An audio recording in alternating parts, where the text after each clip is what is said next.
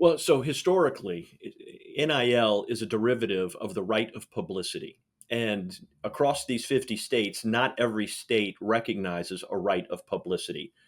So it really hasn't been since the NCAA had to modify their rules to permit NIL compensation that it was really even an issue. Because before then, the rationale, flawed as it may be, was allowing student athletes to be compensated for the use of their name, image, or likeness would be on par with illegal recruiting.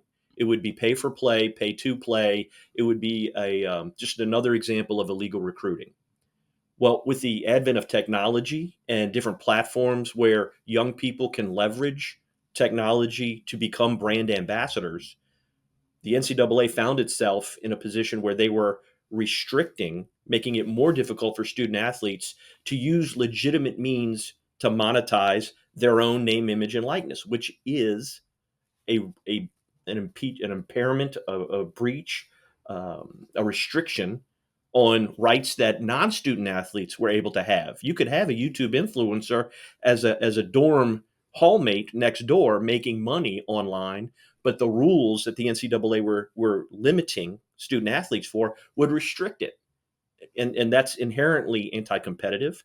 The NCAA was in charge of those rules, and so um, various student athletes over the last 15 years, taking it all the way back to O'Bannon, have filed lawsuits against the NCAA saying, "Hey, your rules are too restrictive. They create an anti-competitive environment, which in the United States we don't like."